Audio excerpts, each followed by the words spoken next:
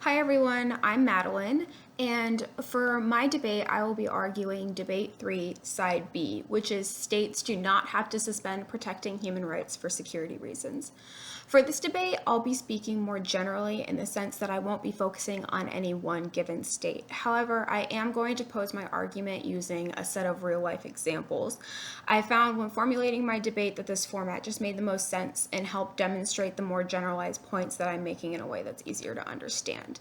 Given that I only have around 6 minutes to pose this argument, I obviously don't have time to go in depth on background for all of these examples, so I would encourage everyone that is interested to look more in depth into the background of some of these cases if you wish to gain a further understanding.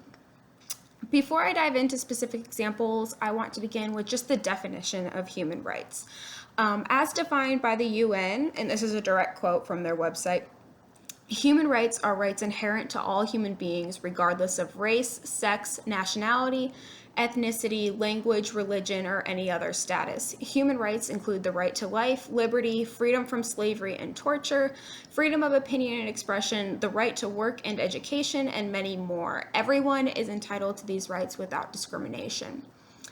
So, in addition, the Universal Declaration of Human Rights, which is sort of the document that forms the basis of all human rights law at the moment, goes on further to define human rights as needing to be universally protected and unalienable. So this is vital to any argument for human rights, because if human rights are unalienable, this means that by definition, these fundamental rights that are granted to all human beings should not be taken away. And this is going to be at the heart of my debate, that unalienable human rights should take precedence over national security. So for my first example, I want to talk about the global surveillance sort of scandal that was brought to the public's attention in 2013. So depending on how old you are or where you're from, you may or may not have been aware in 2013 when this controversy began. So just a brief background, in 2013, Edward Snowden, a contracted employee for the NSA, leaked top secret documents that disclosed the ways in which the United States and its international partners were collecting intelligence on both foreigners and U.S. citizens. And I don't have time to get into too many details, but to very, very briefly sum up, it was exposed that the government was conducting mass surveillance, not just surveillance on specific persons of interest or pertaining to a specific event, but collecting raw data on massive amounts of U.S. citizens that could be tapped into as they so pleased in the name of security. These policies are still in action today. So what's the problem with this? The Universal Declaration of Human Rights considers privacy to be one of those inalienable human rights mentioned earlier. And this is where I want to make my first argument in favor of these rights taking precedence over security, and it has to do with the basic function of government. So some of those basic functions of government are to protect the rights of citizens and to serve their interest. This is relevant in this case because obviously violating human rights, even in the name of security, is not protecting citizens' rights. And this is something that all governments acknowledge as one of their primary goals. You can see it in the US Constitution and the constitutions of many other countries. The second part of this is that governments are supposed to serve the interests of their citizens. Now, in this specific case, citizens weren't even aware that this invasion of privacy was taking place until 2013. And after it was made public knowledge, there was a lot of expressed discontent with the NSA practices. But like I said, they're still going on today. So when governments place greater importance on security than on protecting human rights and serving their citizens' interests, what they are doing is putting the governments and politicians' interests in front of serving their citizens and protecting their rights, which even in the name of security goes against not only human rights declarations, but also against the basic purpose of the government itself. So that brings us to my second example, which is counterterrorism policies in France and Belgium.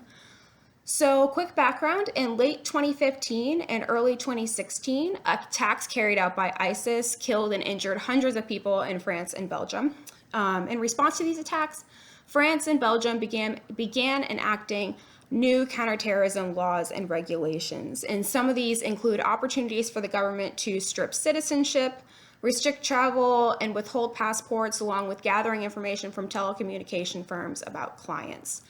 And most of this can be done without much, if any, evidence that the subject intends to commit or support extremist acts anywhere, either domestically or abroad, according to the Human Rights Watch.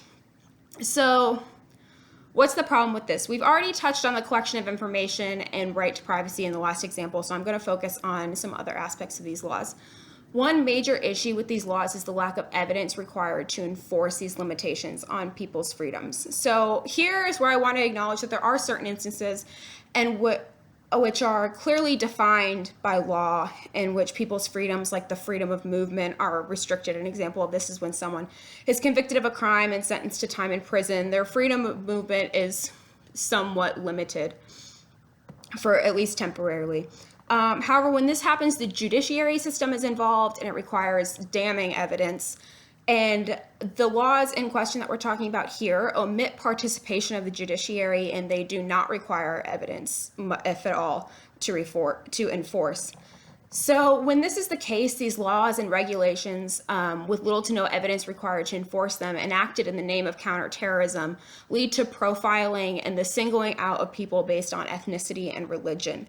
And this is a major problem today, given that counterterrorism is a primary focus in national security for most countries. So restricting basic human rights in the name of security based upon citizens' ethnic and religious affiliation is apt to create a group of second-class citizens reminiscent of apartheid in South Africa.